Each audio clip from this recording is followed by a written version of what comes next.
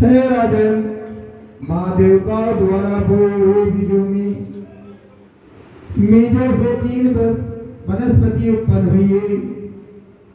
ब्रह्मा की स्त्री के बीजों से क्षात्री आंवला, लक्ष्मी के बीजों से मालती और गौरी के दिए हुए बीजों से तुलसी, ये क्रमानुसार रजोगुण, सतोगुण और तमोगुण हुई है। जब विष्णु ने विलास में स्थिर युवती वानर के रूप में देखा तो वे उठ बैठी। कामवातुर विष्णु ने उन्हें प्रीति पूर्वक देखा और तुलसी तथा दाती ने विष्णु की ओर प्रेम से देखा।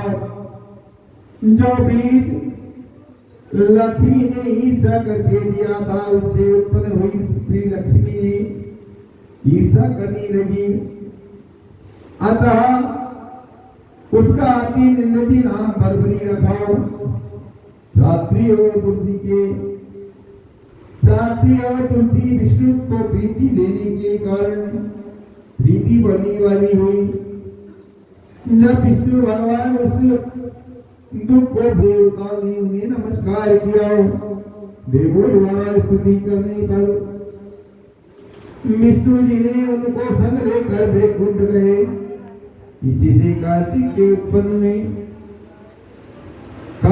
के उद्यापन में तुलसी के वृक्ष के पास विष्णु का पूजन होता है और वहाँ विष्णु की प्रीति बढ़ाने वाली है।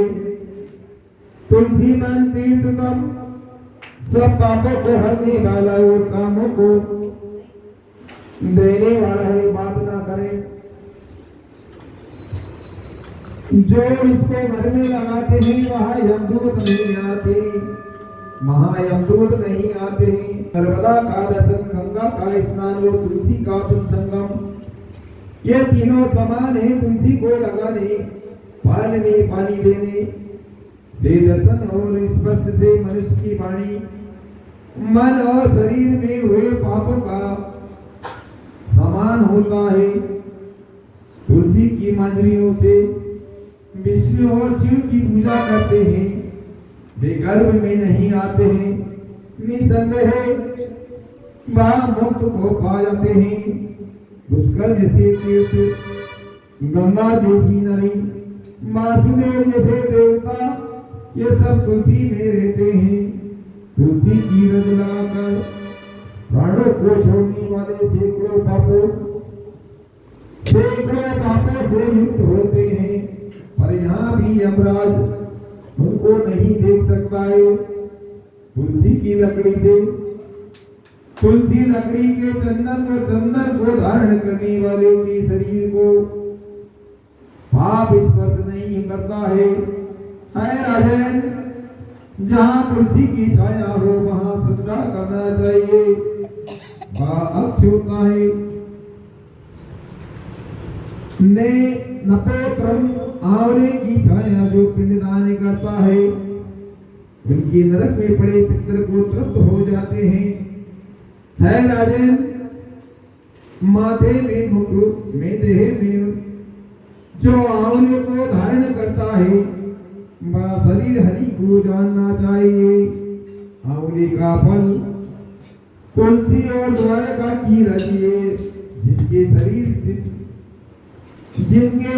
में स्थित है, वह मनुष्य जीवन मुक्त कहा जाता है। आंवला तथा तुलसी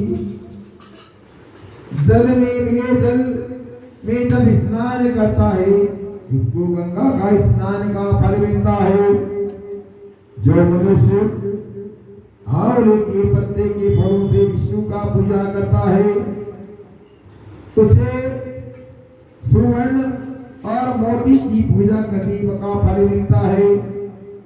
तीर्थ मुनि देवता यज्ञ कार्तिक के महीने में तुला के सूर्य में आंवले के वृक्ष में रहते हैं। जो मनुष्य दर्शी को तुलसी और कार्तिक में आंवले को तोड़ता है, वह निंदनीय नरक में को प्राप्त करता है। कार्तिक मास में आंवले की छाया में बैठकर अन्य भोजन करता है, उसको 1 वर्ष का पाप नाश हो जाता है तथा विष्णु पूजा करना जीवन को सुखी बनाता है। विष्णु की महिमा की भांति धात्री और तुलसी के महत्व को चतुर्मुख को ब्राह्मण भी नहीं कह सकता है। धात्री और तुलसी के जन्म की कथा को भक्ति से सुनने और सुनाने में वह निष्पाप हो अपने पूर्व को समीप विमान में बैठकर स्वर्ग चला जा। कथा का 18वां अध्याय समाप्त। श्री कृष्ण